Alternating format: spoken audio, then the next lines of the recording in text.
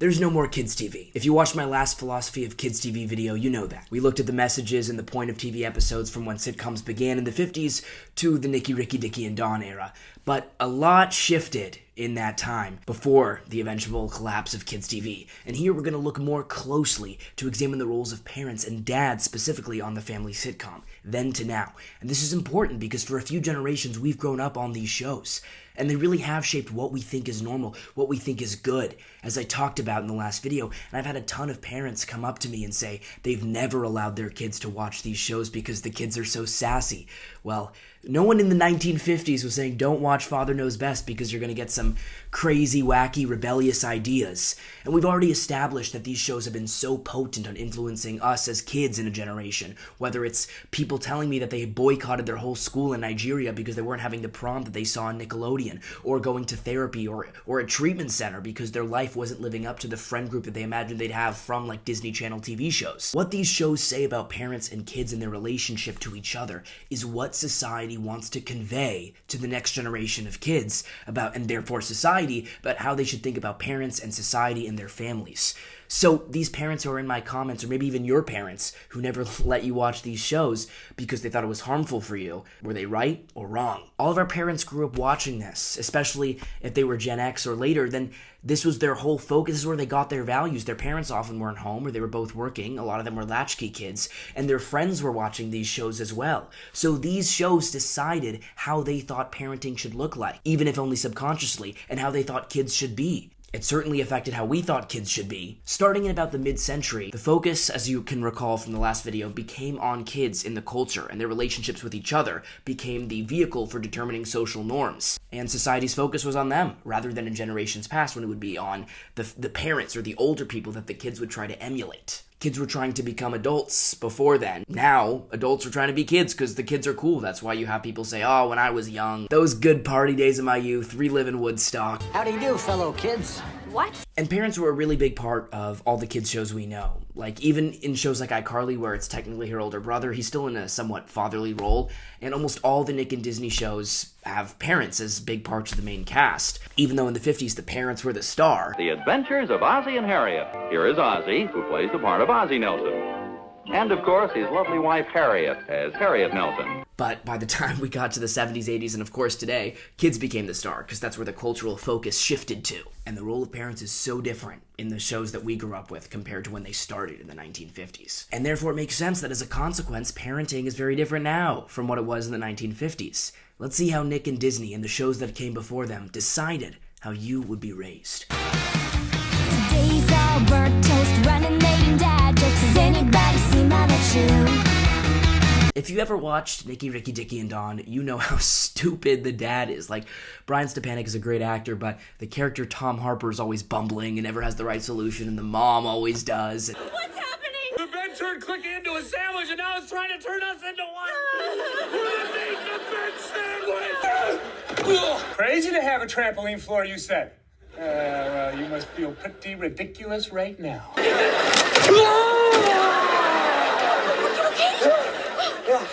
Okay. You sure? Wow. Oh. Wow. That stick hates me.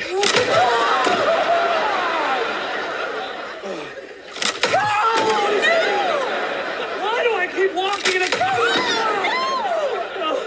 Are you doing this on purpose? One thing that always struck me was how he's also just kind of treated with contempt, like he's such a deadweight, like especially in these clips. Bacon grease? So you'll slide faster? The kid's 9, Tom. Tom, you are a grown man playing with children's toys, sitting crisscross applesauce in the middle of our kitchen. It's absurd. Go into Phil. Tom, I'm going to be very clear about this. I have never been less attracted to you. Got it. That last clip is so biting, I had to comment on it while I'm in editing. Just the idea that any of the shows that we're gonna watch from the first, like, pre-modern era would ever have their wife say to their husband, oh, I have never been less attracted to you. And the dad going, oh, got it, is unthinkable, and you're gonna see just how dramatically the parents' roles have evolved. But the opposite used to be true. Believe it or not, the major family show of the 1950s was called Father Knows Best. And in an amazing exhibition of foresight, there's an episode of that show where the dad in the sitcom complains about dads on sitcoms being portrayed as idiots. So the father in Father Knows Best watches a sitcom in universe where the whole family is treating the dad like he's an idiot. How come mothers are so much smarter than fathers? Only on television are they? They've got poor old George so dumb he couldn't pour cider out of a boot if the instructions were printed on the heel. Everybody's smarter than the old man. They ought to change the title of that show from Father Does It Again to Father is a Dope. So in Father Knows Best, the real father starts to believe that his family is treating him like idiots. That is, if I have enough brains to find the stairs. They're right over there. I know where they are. And I think this is where the stupid dad trope begins. Because generally in Father Knows Best, the father knows best, or at least tries to, and he's not generally portrayed as just a bumbling nincompoop. But what's fascinating is this episode, you start to see the cracks in that wholesome family facade. He starts worrying that his family is treating him like an idiot, like they did on the sitcom. She thinks I'm not well enough to go, but naturally I'm too stupid to realize that. So she has to plan the indirect approach, trick me into not going. You know where they pick up these ideas? On that TV box. You know what's going on inside my house right now? Margaret and the kids are holding a meeting on strategy, planning the whole insidious campaign. So he's wary of everything they say to him all day, and when it seems like he's being paranoid, and in the end they finally say, no, we weren't treating you like an idiot, you were just being paranoid. Obviously, Father knows best. He goes, okay, and goes on his merry way. And honey, I want to apologize to you. But then the mom winks at the camera, as if to signal, no, they were treating him like an idiot and manipulating him like on that sitcom. And that begins the 70-year trend to come. Mother, don't you really know what Father was apologizing for? Of course not. It's amazing the idea some men pick up watching that TV box. Oh my gosh, and what's more, this really planted the seeds for the next 70 years. In the final scene, he does it in a joking way. But after his whole family tricked him into not doing the con that he's a stupid dad, he looks in the camera and says, yeah, we really are stupid, we dads. Bro predicted Tom Harper. Yeah, but I'll tell you one thing, that TV show is way off its base this time. They made George entirely too smart. Believe me, we fathers don't have half that many brains. So ironically, the episode where he's wary of dads being treated like idiots on shows started in earnest. Dads being treated as idiots on shows. Ominous. Also, in the Adventures of Ozzie and Harriet, another major 50s show, there's a moment where the kids look at the dad and say, oh, Dad, I bet you wish it was the good old days when Dad's word was final and everybody listened to him.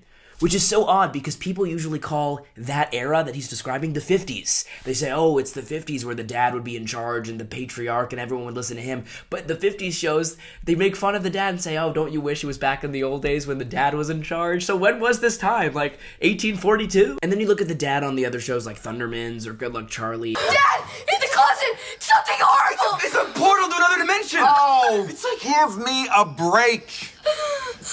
Dad? Dad!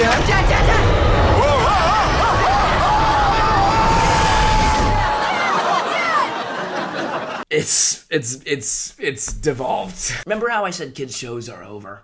Well, it's official. If you check the listings of Nickelodeon shows, it's over. Every single show Nickelodeon's ever aired has an ended date sometime in the past. Same with Disney Channel. They're not even trying to make shows anymore. We've left them for the lava shows. Which leaves us in a flux state. We need to perform an autopsy. Otherwise, all we'll ever get is a bunch of fake lava. Close my eyes, take a bite, grab a ride, laugh out loud, there it is, up on the roof. The first interesting thing to know about Father Knows Best is that it started in the 40s as a radio show, as a lot of shows did back then. But what's really striking is on the radio, the shows were a little bit more like Nickelodeon today, where the kids were more bratty, and there was more discord, and it was a bit more of a whiny, less wholesome tone. And the producers were like, let's make this more family-friendly to appeal to a wider audience, which is interesting because we kind of seem to think of history as like linear, like, oh, the kids would just get more in control, or the parents would get more wacky, or just progress moves forward. But really, it just varies. Like in the 40s, it was a bit more like it was today, and then we had the post-war baby boom and family-oriented society that made everything seem much more wholesome in the TV programming. And that had an effect on how families were viewed, and that's partially why divorce rates were very, very low and everyone had kids. So history really isn't just linear. Like, people make decisions and then things happen because of those decisions. So we're gonna look at an episode I found common across all three eras, including Nicky, Ricky, Dicky, and Don at the end. The episode plot is the kids decide between hanging out with their friends or their parents, and they choose their friends. Also, Father Knows Best is a particularly good hallmark of culture of the 1950s because it was sold as the quintessential 1950s American family. In an average town, Springfield, on an average street, Maple, lives an average American family, the Hendersons. Before we go into the specifics of the episode, I should also mention that like the casual throwaway lines and the things that are just supposed to be set on the side because everybody agrees and already knows them is also a great indication of what cultural expectations and assumptions were at different times. Like in Father Knows Best, the son, Bud, is talking with his girlfriend's dad. His girlfriend's dad is lamenting that his daughter is always late for her shift at work. And he goes to Bud and says, if you had a daughter that was late, would you spank her or would you just give her absolute hell? And the audience is like, comedy, this is good. Would you twist her over your knees or would you give her the Hail Colombians? Hail Colombians is a metaphor for hell. Also, mind you, she's like 15. Now, as you might surmise by now, I'm going to put forward the thesis that the shows in the 50s had a much more positive and involved and necessary role of parents. But you see the crack starting even here. So to set up the problem, Bud is working with his girlfriend at the store. He's like, oh wait, I have to grab an iron. I promised my mom I would pick up an iron. I was supposed to drop by the repair shop on my way home from school and pick up an iron for Mom. Before the store closes. And his girlfriend's like, why do you love her, not me? Or the shop will close. You understand, don't you? Oh, sure. I understand. Will it always be like this? Like what? Go home. He has to pick up an iron for his mom. She's like, what? You don't love me. He's literally like, I'm just picking up an iron. She's like, come on, like, we matter so much more than our parents, bro. Like, don't do chores for them. And this part made me scream. He literally just has to pick up an iron for his mom before the store closes. And he's like, goodbye. And she like, he's picking up an iron for his mom and she won't even like look at him. She won't even speak a word. Well, okay, George. I'll see you tomorrow. Bye.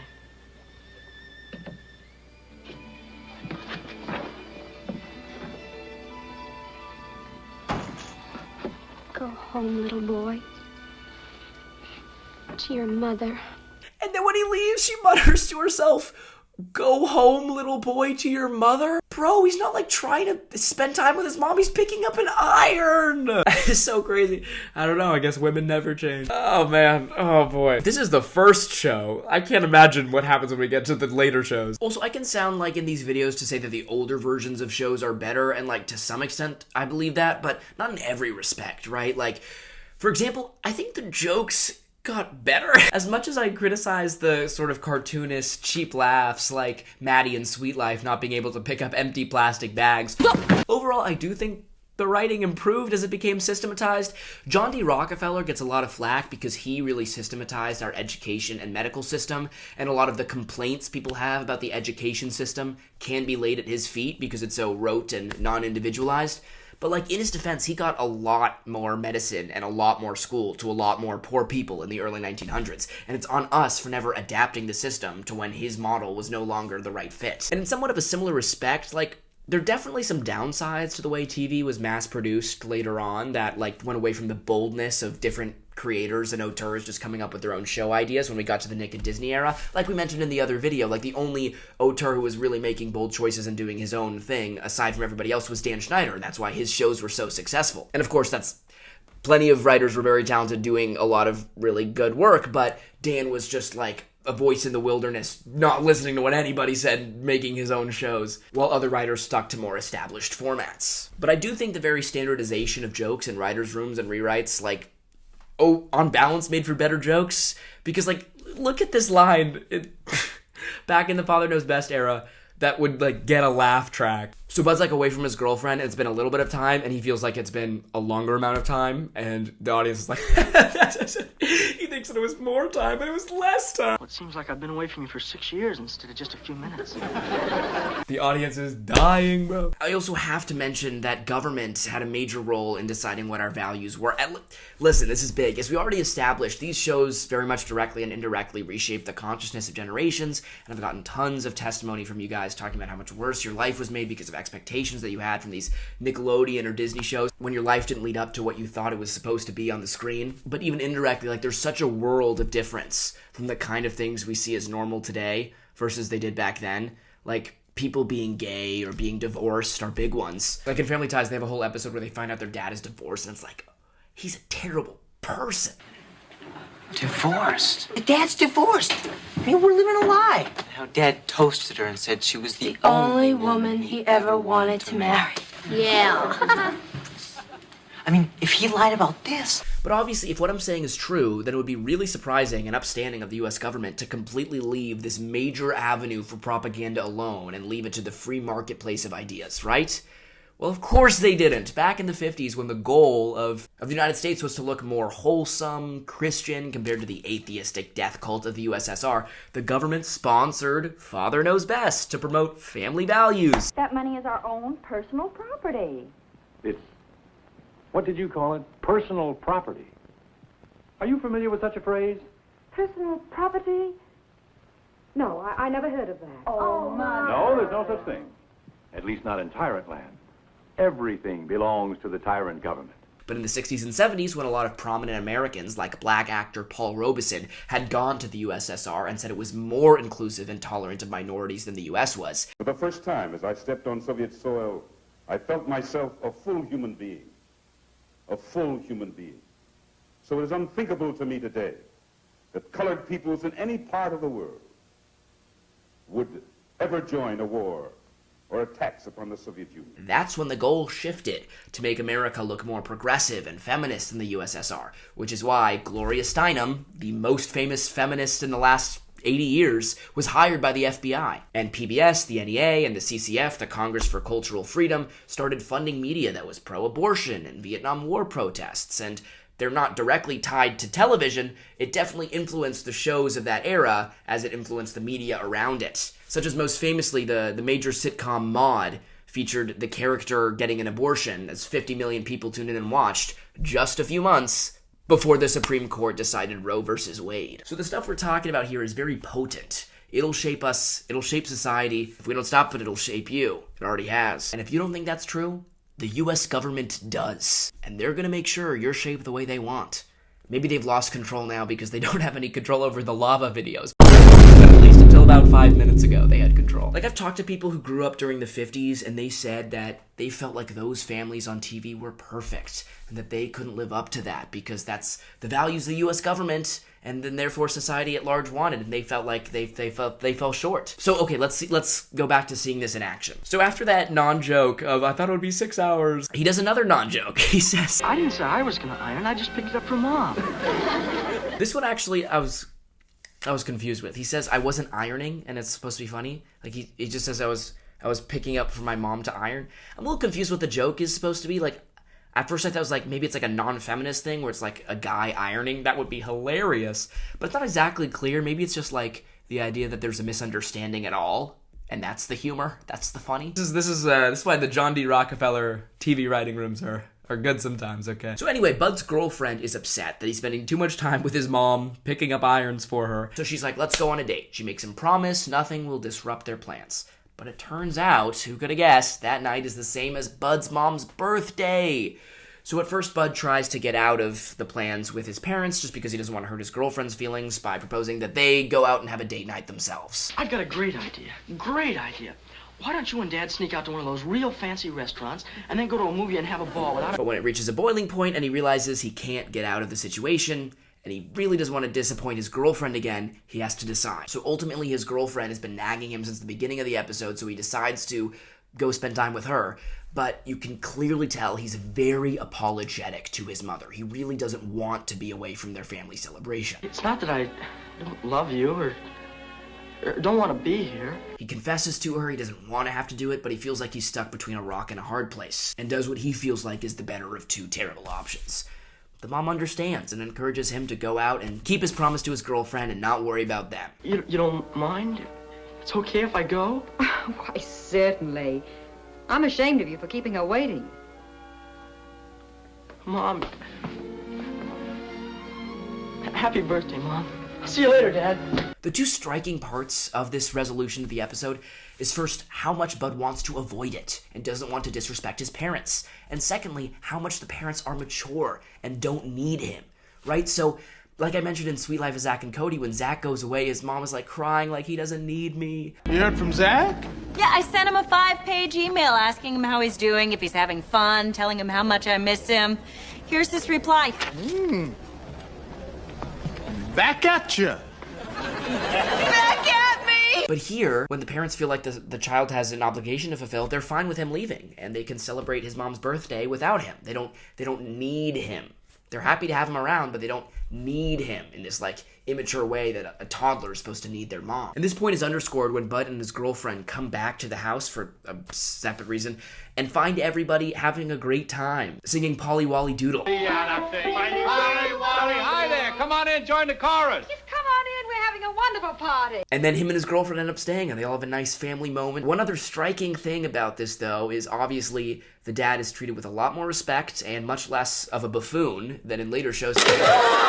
But you can really see the seeds being planted. Like, they're sneaky. So there's already some, like, very low levels of underlying disrespect and even contempt. And the dad is already a bit of a punchline, but it's in its embryonic stage. And you can see that in this line.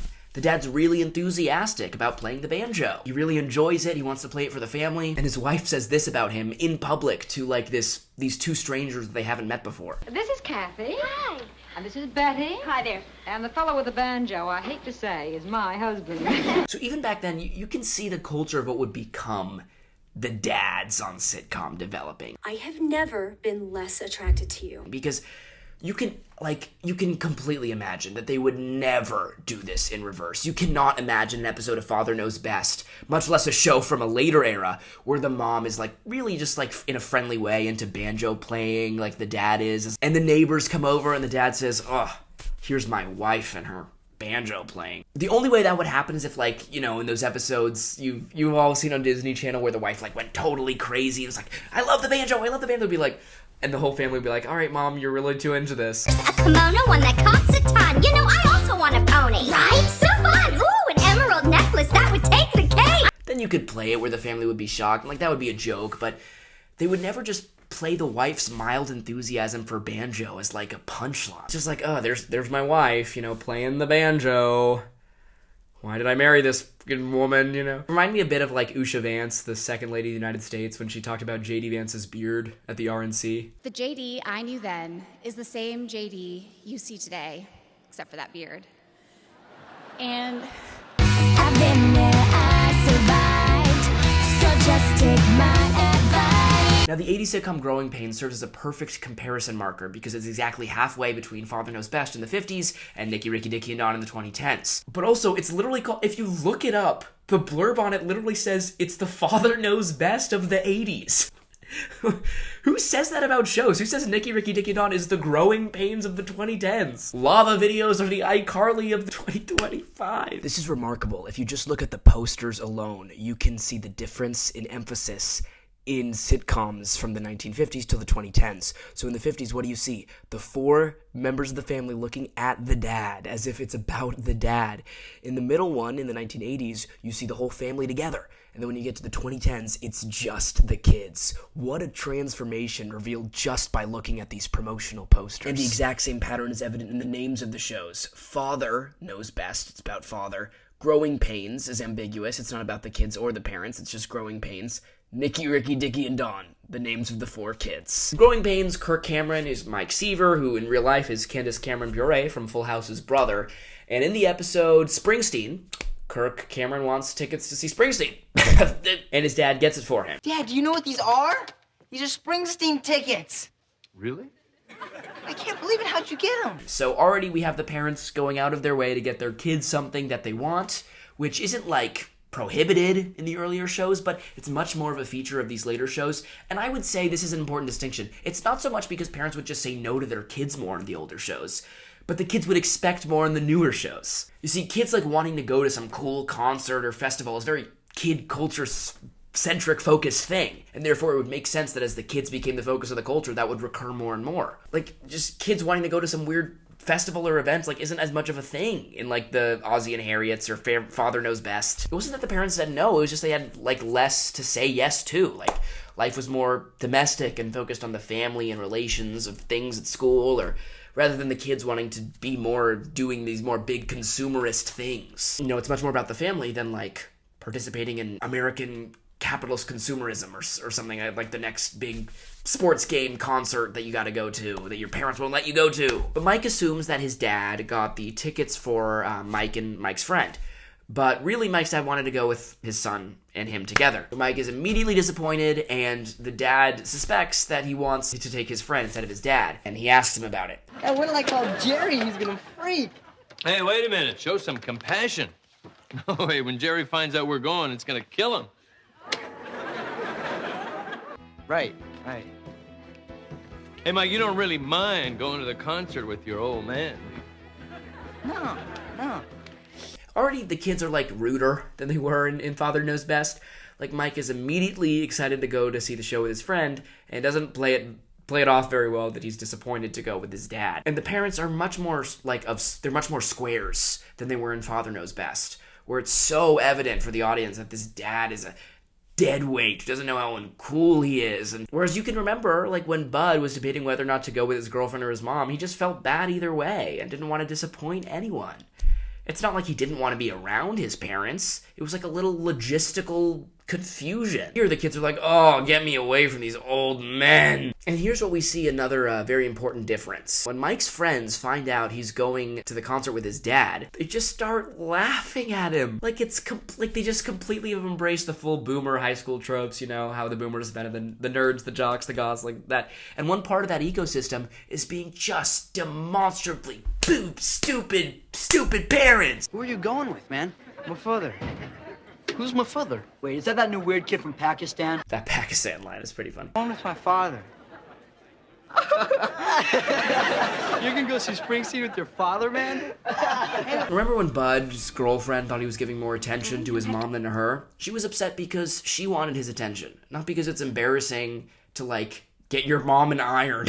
Or to the extent it is embarrassing, it's because you should be developing as a mature individual, not because parents are just stupid squares who don't understand the contemporary world and are uncool, like it is by the time you reach growing pains. Last time I was over there, he's waxing the floor and saying, Puff the Magic Dragon. I'm telling you, Seaver, it's weird. The parents do embarrassing things as parents. Like, to the extent there's any embarrassment around parents and Father Knows Best, it's because you want to develop as a mature, grown-up person. It's like kind of you're embarrassed that you need your parents' help, rather than parents being the embarrassment tesseract that embarrassing energy emanates from. What's even more telling is how Mike tries to defend going to the Springsteen concert with his dad. It's not like, hey, fathers are cool, you know? It's my father's not a father. Hey, my father's not like a father, okay? And he says, he's a cool guy. Oh my gosh, it's the equivalent of I'm not like other girls, but for sitcom dads, because by this time, dads are just inherently uncool. They're uncool until proven cool, which they're never proven. And this conflict climaxes in a reporter catching Mike and his dad at the concert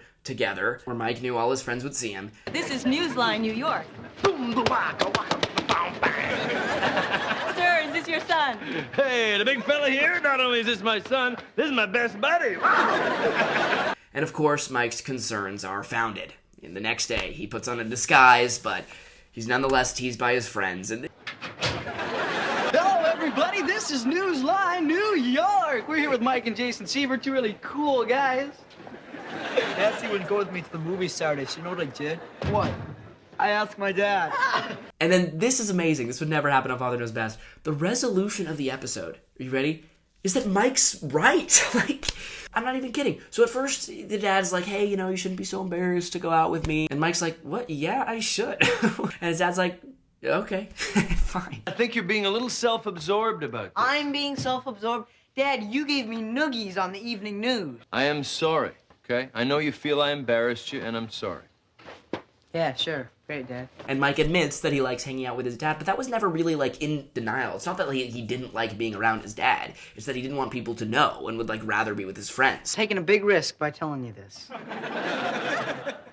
But I actually like doing stuff with you. Maybe there's a way that we can both think that without letting the entire free world in on it. Well, I guess I did lose control a little.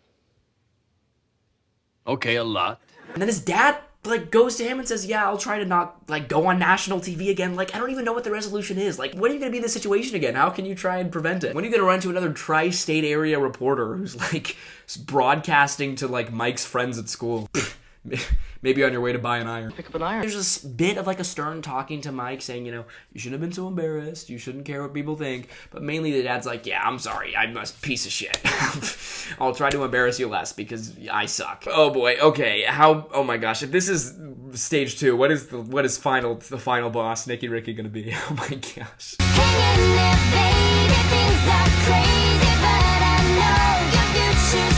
Okay, when we finally get to the state of modernity, that is Nicky, Ricky, Dicky, and Don. First of all, it's much more colorful, and you know, that's not a bad thing. You know, it can be fun. It's like much more... Ricky, no, Ricky, no. The lines are much more well-paced. Dicky don't do dishes. Dicky don't do English either.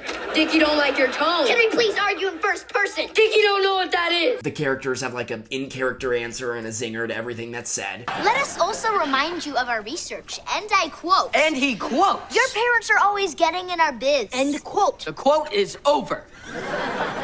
Guys, in the future, I'd like to do my own quotes. He'd like to do his own quotes. The comic lines from the dad are much more over the top. Like, here's the dad in Father Knows Best.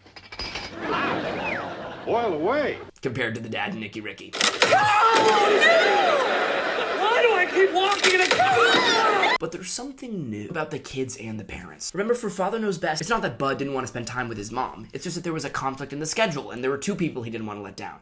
When you get to Growing Pains, again, it's still not that the kid doesn't want to spend time with his dad. It's just that he was worried about being around him in public. When you get to Nicky, Ricky, Dicky, Don, the kids don't want to be within 50 feet of those pieces of those stupid parents, bro. Those stupid, stupid parents. Who's ready for family game night? Best night of the week! We want to talk to you about game night. And then the other changes with the parents. So in the last 2 shows, the kids did refrain from telling their parents that they were busy or that they didn't want to be seen with them in public, to, you know, in order to not disrespect them or hurt their feelings. But this is taken to an extreme degree in Nicky Ricky. Like, now, literally the kids are totally fine with not being with the parents, and the parents will be crushed if the kids don't want to be with them. So the kids have to not tell their parents that they don't want to spend time with them because the parents like depend on the kids for emotional validation and like joy. Like, I don't know if they don't have friends or something. The parents depend on the kids for like entertainment and being cool and... We're old enough to plan our own parties. Sorry, but we're growing up, Anne. Oh yeah? Planning parties is harder than you think. You'll see. Because we've reached the cultural acme of the culture being around the kids. And the reason the quads try to come up with... We lose every game and get family lame night over it. This is their elaborate scheme to not tell their parents because their parents would be crushed if their kids didn't want to hang out with them. They just don't want to be around them, and they have to worry about how their parents will fare without them, right? Back at me! Oh, okay. Hang in there, baby, there's no maybe, everything turns out alright. And then we get to the postmodern. Like, there's not even, like, characters... Or just, yeah, there's nothing to compare. Gotta go and get my license. Here's your driver's license, Wyatt. Drive carefully. And that means I'll be able to sneak the girls out of the house. Let's go to like Walmart, get some snacks for the movie. Nobody in Wyatt's room. Seriously, where is Cora and Evie? Nobody. Bot's dead. It's just the actual sneaking. It's like the other shows, the sneaking out or not telling your parents is so it creates conflict. You learn about the characters. Here it's just about the actual like breaking the parents' rules. Like, well, they caught us. Like, there's no resolution. There's no, oh, what? And the parents are like, well, where'd they go? The kids are like, hee. And then just, and Kids TV's over. It is gone. What will replace it? Maybe it'll just be the lava. We don't know. But I think we can clearly see an evolution of the role of parents, in particular dads, starting in the 1950s. And I think the reason for this is, like, in the 1950s, the dad was seen as the most important figure of the household, right? Like, he was the patriarch. He made the rules, at least traditionally speaking. And if you've been in comedy, you know the term punching up, where you only want to like attack or tease people who are more powerful. Well, the dad was the quintessential family example of that. So he was a safe route for punchlines, right? Like if you attacked other members of the family, like the mom or the kid, it might seem a little more mean-spirited. So the dad was just a safe place to go from the beginning. And then dad got attacked more and more, and it became an easy crutch for laughs. And then sometimes mom went with him to the point where the culture just shifted totally, focused on the kids to the exclusion of the parents. And now dads are just a bumbling idiot. I know I sound like Father Knows Best talking about the fictional dad, where that episode literally started exactly what he saw on TV. Father is a dope. Becoming reality in TV shows everywhere. But just, yeah, in the process, you got a lot of kids on shows and then therefore in real life who did not like their parents in any way. Maybe they loved their parents, but they didn't like their parents. And, you know, maybe at the end of these episodes for like 2 minutes, Nicky Ricky would be like, oh, we love you, Mom. Sorry, we hate you all the time. And like, don't give a shit about anything that ever happens to you. But like, yeah, we'll hug for a little bit. And then the next episode, they're like, what, who the piece? Get out of here, Mom! Go back to Woodstock. Like I said, a lot of people will comment, the boomers in the audience or the Xers, or maybe even some of the millennials are commenting in my audience that they don't allow their kids to watch Nickelodeon or Disney, and you might just be tempted to say, oh no, it's just our culture got different and the TV shows reflect that. But I'm saying no. Culture is upstream. Media is upstream from culture. It's downstream as well, but we can see the government knows that TV is upstream from culture. So you really think the U.S. government's going to be spending all these billions of dollars influencing your mind because they're stupid? I mean, they're stupid. But when it comes to propaganda, the U.S. government's pretty good. So if you don't believe this is happening, the government does, and they're just going to control you. So I would say be careful about the kind of expectations you imbibe. Don't end up in a debilitating position when your life doesn't reach those expectations, like a lot of people have. Like I have. Like maybe you have. You didn't sign up for these expectations. Don't let Dan Schneider choose what you think is important. You choose what you think is important in accordance with good values, of course. And maybe, that's Dan asking for some toe picks. No, it's my mom asking for an iron. Pick up an iron. And hey, maybe your values align more with Father Knows Best, but maybe they align more with Nicky Ricky Dicky Don, and you think parents are the fucking worst. Or maybe you really just think the lava blogs got it right? That's the way families should be. Let me know below who's got it right, the lava or everybody else. And thank you so much to our generous patrons for making this happen. Please, if these videos have provided value for you and thinking about your expectations and what you've really thought about the meaning of your life and how it's unwittingly been dictated to you by other people, we'd love to see you on our Patreon community. We talk about these videos. Afterwards, we have a conversation. You can help me write them. You help me think about what we're going to talk about next. I share behind the scenes. And so thank you to Bob, Eric, Guy, Matt, Saba, and our newest patron, Rasmus. Thanks for watching. I'll be responding to every comment below because your guys' comments seriously help me understand my videos better and therefore the world better, because these videos are about very relevant things in the world that are affecting us. And I want to know them better so I can navigate them better. And I think you do too. That's why you stayed to the end. See you there.